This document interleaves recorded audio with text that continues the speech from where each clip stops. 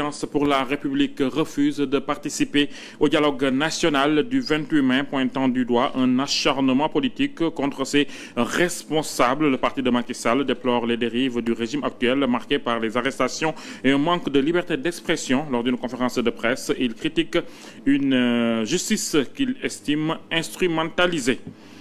L'Assemblée nationale adopte la mise en accusation de 5 anciens ministres du régime de Macky Sall. La résolution est transmise à la Haute Cour de justice, seule compétente pour juger les faits. L'ancien parlementaire Abdoulaye Ndiaye appelle cependant au respect de la présomption d'innocence. La justice est invitée à éviter les mandats de dépôt. La Banque mondiale inaugure son nouveau bureau régional à Dakar destiné à l'efficacité de ses actions en Afrique de l'Ouest et du Centre. Le président Bassirou Diomaye Faye salue cette orientation stratégique qui devrait dynamiser les projets de développement. Ce centre devient un pôle de coordination pour des initiatives économiques majeures, une impulsion positive pour la région. Et enfin, hors de chez nous, Port-Soudan subit une 6e journée de frappe de drones attribuée aux forces de soutien rapide. Au Mali, les partis politiques reportent leurs manifestations malgré la suspension de leurs activités. À Rome, le pape Léon XIV célèbre sa première messe, dénonçant la perte de la foi face aux nouvelles priorités modernes. Voilà pour les titres. Le développement, c'est dans un instant.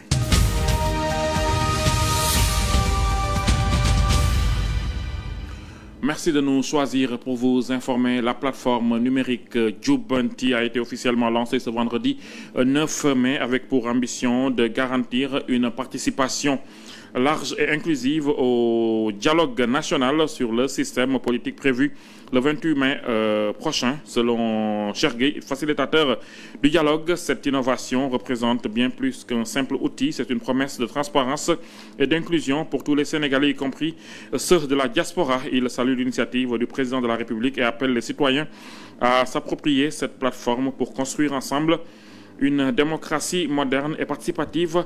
Nous y reviendrons plus tard avec le compte-rendu de Ousmane Ba. En politique, l'Alliance pour la République annonce qu'elle ne participera pas au dialogue national prévu le 28 mai, dénonçant un acharnement politique contre ses responsables ainsi que les dérives du régime actuel marqué par un manque de liberté d'expression et des emprisonnements jugés arbitraires. Lors d'une conférence de presse, le parti de Macky Sall a vivement critiqué ce qu'il qualifie de justice des vainqueurs et d'instrumentalisation de l'appareil judiciaire à des fins politiques. L'Alliance pour la République ne peut pas et ne participera pas à ce dialogue. Et c'est le lieu de s'interroger. Ne serait-il pas là une indigne capitulation, une inacceptable caution des forfaitures passées, présentes et futures du pouvoir? Nous sommes des partisans du dialogue et non d'une rencontre de validation des impostures du pouvoir. Une telle position politique, faudrait-il le rappeler, ne nous éloignera jamais du reste de l'opposition, qui pourrait en toute souveraineté participer au dialogue, car c'est dans le respect des positions autonomes que se fortifie la pluralité politique qui se nourrit des différences fécondes. Bref, dans la foulée, la Haute Cour de justice de la CEDEAO a rendu ce vendredi 9 mai 2025 une décision favorable à Lat Diop, estimant que ses droits fondamentaux, notamment celui d'aller et venir, ont été bafoués par l'État du Sénégal. Selon Maître El Hadj Amadou Sall, avocat de Lat Diop, l'État sénégalais est condamné à verser 4 millions de francs CFA en guise de dommages et intérêts. Cette condamnation financière vise à compenser le préjudice moral subi par le plaignant et rappelle aux États membres de la CEDEAO leur obligation de respecter les droits fondamentaux des citoyens, quel que soit leur statut politique ou administratif. Dans le prolongement des affaires judiciaires, l'Assemblée nationale a adopté hier la mise en accusation de Ndeye Saly Diop, ancienne ministre de la Femme sous Macky Sall, pour complicité de détournement de deniers publics portant sur plus de 52 millions de francs CFA. 4 de ses anciens collègues pourraient également être jugés par la Haute Cour de justice, seule habilitée à se prononcer sur de tels faits impliquant d'anciens ministres ou chefs d'État. Elle fait partie des 5 anciens ministres renvoyés devant la Haute Cour de justice. Désormais, c'est devant cette juridiction spéciale que devra se défendre l'ancien ministre de la Femme, de la Famille, du Genre et de la Protection des Enfants. J'ai confiance en ma justice parce que la judo, moi, ça m'a direct. Je suis républicain, je apprends ma justice bi, dina ma dello sama ak sama yelef ba ëllëgëm ci bu ma taxawé dina am la tête parce qu'on a sali mon image. Cité dans un rapport accablant de la Cour des comptes sur la gestion des fonds Covid-19, Ndeye Saly Diop est poursuivie pour détournement de deniers publics, faux et usage de faux, complicité et blanchiment de capitaux présumés. Des accusations qu'elle avait réfutées le 2 mai dernier, jour de la levée de son immunité parlementaire à l'Assemblée nationale. Honorable représentant du peuple, je vous le dis avec force, il n'y en a eu aucun enrichissement, ni détournement, ni complicité. Il y a eu une action humanitaire menée avec dévouement pour les enfants de notre nation. Quel a été le rôle de cette ancienne responsable de l'APR dans la gestion des fonds de riposte et de solidarité contre les effets de la Covid-19 entre 2020 et 2021? Selon les conclusions du rapport de la Cour des comptes, le ministère dirigé à l'époque par l'actuel député du mouvement La Nouvelle Responsabilité a perçu une enveloppe de 150 millions de francs CFA. Problème, les contrôleurs révèlent qu'une partie substantielle, plus de 52 millions de francs CFA, aurait été dépensée sans pièces justificatives valables ou à travers des pratiques frauduleuses. En ma qualité de ministre, et conformément aux orientations du Conseil des ministres du 2 avril 2020, j'ai défini une stratégie humanitaire urgente pour les enfants en situation de rue, mis en place un comité d'experts pour garantir la transparence des dépenses, veiller scrupuleusement à l'application des directives présidentielles. Le résultat, 5089 enfants retirés de la rue, protégés, nourris et rendus à leur chaleur de leur famille. La mise en accusation de Ndeye Saly Diop ainsi que celle de 4 de ses anciens collègues ont été adoptées ce jeudi par l'Assemblée nationale. Dès lors, va s'ouvrir bientôt une série de procès devant la Haute Cour de justice, seule habilitée à juger des faits reprochés à d'anciens ministres ou chefs d'État. L'actualité judiciaire se poursuit avec Aïssatou Sophie Gladima, ancienne ministre des Mines et de la Géologie, voilà, accusée d'association de malfaiteurs, détournement de deniers publics, escroquerie et blanchiment de capitaux sur saisine du ministre de la Justice. Elle sera présentée devant la Haute Cour de justice pour un préjudice provisoirement évalué à 193 070 000 francs CFA. Détournement de deniers publics, d'escroquerie, de blanchiment de capitaux et de complicité de ses chefs contre Mme Aïssatou Sophie Gladima. 193 millions de francs CFA environ, c'est la somme provisoirement reprochée à l'édile de Joal Fadiout sur l'utilisation de l'argent relatif au fonds Force Covid-19 mis à la disposition de son département. Le projet de résolution portant mise en accusation devant la Haute Cour de justice d'Aïssatou Sophie Gladima, ancien ministre des Mines et de la Géologie, révèle des indices graves d'association de malfaiteurs, détournement de deniers publics, escroquerie et blanchiment de capitaux. Tel fait mérite d'être porté devant la Haute Cour de justice. L'investigation de la division des investigations criminelles révèle une transaction informelle concernant le paiement du matériel, 80 millions de francs CFA. Selon le rapport, au lieu d'un virement international, les fonds sont remis à un opérateur qui par la suite remet une somme équivalente en Chine aux fournisseurs. Une autre violation selon les termes du rapport. Il résulte de l'enquête que le montant de 80 millions de francs CFA ayant servi au paiement du matériel qui est supposé avoir été acheté a fait l'objet d'une transaction tout à fait informelle. S'agissant du second volet, la mise à disposition d'un site pouvant abriter l'unité de traitement gravimétrique avant de procéder au démarrage des travaux fait intriguant, car au moment du paiement, les travaux n'avaient pas débuté, soit une violation manifeste de l'article 89 du règlement général de la comptabilité publique. Au finish, le nommé Ibrahim Issa s'est dérobé. Sophie Gladima, bientôt devant la Haute Cour de justice. Les enjeux politiques continuent de se télescoper avec les affaires judiciaires. Après le vote de la résolution de mise en accusation, l'Assemblée nationale a transmis la décision à la Haute Cour de justice. Abdoulaye Ndiaye, ancien parlementaire, appelle la justice à la clémence et à ne pas délivrer de mandat de dépôt, rappelant que les mises en cause bénéficient encore de la présomption d'innocence. Après le vote jeudi de la résolution de mise en accusation, l'enquête officielle va incessamment démarrer pour faire la lumière sur les présumés détournements. Les anciens ministres inculpés vont bientôt comparaître devant la Haute Cour de justice. Mais avant cela, il y a une procédure à suivre. D'après Abdoulaye Ndiaye, ancien parlementaire. Maintenant, à partir d'aujourd'hui, le président de l'Assemblée nationale doit notifier au président de la Haute Cour de justice et au président de la commission d'instruction la résolution de mise en accusation.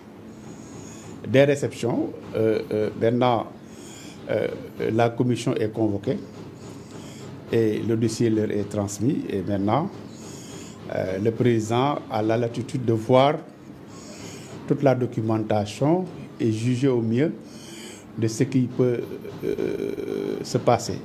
Les mises en cause ont cependant la possibilité de faire appel à un avocat pour assurer leur défense, poursuit l'ancien député. Et bien avant, il est notifié aux inculpés la possibilité de s'entourer d'un représentant. Ça peut être un avocat, ça peut être une personne très proche, pour qu'il puisse quand même l'assister et le défendre. Abdoulaye Ndiaye est contre le mandat de dépôt des mises en cause. Pour lui, la justice doit faire preuve de clémence dans cette affaire. Mais je crois que ce qui est important, qu'on les laisse dans leur maison et qu'ils répondent à chaque fois que de besoin. Je crois que c'est plus sage de mettre quelqu'un sous mandat de dépôt. Au bout de quelques mois, vous vous rendez compte qu'il avait raison, il n'est nullement mêlé à cela. Il est persuadé que certains, parmi les inculpés, finiront par bénéficier d'un non-lieu total, comme ce fut le cas en 2006 avec Idrissa Seck dans l'affaire des chantiers de Thiès. Sur le front politique, rencontre du 28 mai, Thierno Alassane Sall appelle plutôt à un dialogue entre Diomaye et Sonko. Il souligne la nécessité d'un dialogue direct entre les deux protagonistes, alors que le président Diomaye Faye exprime sa volonté de dialoguer pour résoudre les problèmes politiques et que le Premier ministre Ousmane Sonko affirme qu'il n'y en a pas. L'ancien ministre estime que le seul échange pertinent à court terme est celui qui devrait se tenir entre les deux leaders. Dans l'actualité sociale, les travailleurs de Dakar Dem Dikk se mobilisent contre le refus de paiement de leurs prestations familiales et d'accouchement par la Caisse de sécurité sociale. Le collectif réclame le règlement des arriérés et interpelle le président Bassirou Diomaye Faye pour débloquer la situation. Le collectif des travailleurs de Dakar Dem Dikk est en colère contre l'autorité de la Caisse de sécurité sociale. Ils dénoncent le refus de paiement de leurs prestations familiales et d'accouchement depuis des mois. Voici aujourd'hui poser la question. Comme je vous l'ai dit, les travailleurs de Dakar Dem Dikk, depuis 15 mois, ce qui constitue 4 trimestres ou 5 trimestres, n'ont pas reçu leur droit aux prestations familiales. Donc c'est un problème qui est récurrent à Dakar Dem Dikk. Des employés qui cotisent à travers la part patronale de l'employeur et qui ne parvient pas à percevoir le droit aux prestations familiales. Nos épouses aussi ont souvent ces problèmes-là. Si vous allez à la caisse, nos épouses ont des problèmes pour percevoir le droit aux prestations familiales. Des correspondances ont été adressées à qui de droit. C'est toujours la sourde oreille au niveau de la direction de Dakar Dem Dikk et de la Caisse de sécurité sociale. Ainsi, le président Diomaye Faye est interpellé. Nous demandons au président de la République de revoir le statut de la Caisse. Nous demandons au président de la République de voir qu'est-ce qui se passe à la Caisse. À chaque fois, on entend des détournements et que les travailleurs qui sont ici ne parviennent pas à percevoir leur droit aux prestations familiales. Il faut savoir que l'argent qui est à la Caisse, ça appartient aux travailleurs du Sénégal. Le collectif des travailleurs de Dakar Dem Dikk envisage de se mobiliser le 13 mai devant la Caisse de sécurité sociale pour exiger le paiement intégral de ses dus. Retour sur cet élément annoncé en début de journal. Le gouvernement du Sénégal a lancé ce vendredi la plateforme Jubanti dédiée au dialogue national sur le système politique, une innovation participative accessible à tous pour refonder ensemble les bases de la démocratie sénégalaise. Le Sénégal relance Jubanti, une plateforme numérique ouverte à tous les citoyens pour accompagner le dialogue national lancé par le président Bassirou Diomaye Faye. Une innovation qui vise à garantir transparence, inclusion et participation massive.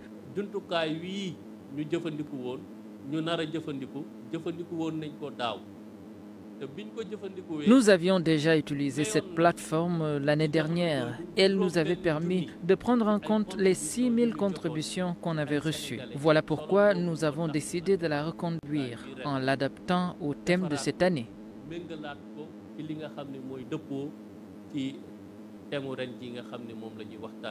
Accessible partout dans le monde, Jubanti permet de consulter les termes de référence du dialogue, téléchargeable gratuitement, de contribuer par écrit, y compris de façon anonyme, réagir en direct pendant les discussions, suivre l'évolution du dialogue via un compteur de participation en temps réel. Un bouton partagé permet aussi de diffuser les débats sur les réseaux sociaux avec le hashtag Dialogue National 2025. Cette plateforme que nous présentons aujourd'hui n'est pas un simple outil. C'est une promesse de transparence, une promesse d'inclusion, de participation et d'appropriation du processus du dialogue. Le ministère de l'Intérieur donne toutes les dispositions. Le ministère de l'Intérieur a pris toutes les dispositions pour que toutes les contributions puissent être prises en compte le jour du dialogue. Dans le cadre du dialogue, il y aura des points d'accord et des points de désaccord, naturellement. Et dans ces cas, la plateforme permettra aux populations de donner leur avis sous l'arbitrage du président de la République. Dans le cadre de la plateforme, la population donne cet avis, arbitrage du président de la République. Pensé comme un espace éthique et modéré, Jubanti veut donner à chaque citoyen une voix dans un processus démocratique transparent, accessible et moderne. Sur le plan économique, la Banque mondiale a inauguré ce jour son nouveau bureau à Dakar, présenté comme un hub stratégique pour l'Afrique de l'Ouest et du Centre. Le président Bassirou Diomaye Faye salue cette nouvelle orientation, soulignant l'impact potentiel sur l'efficacité des projets dans la région.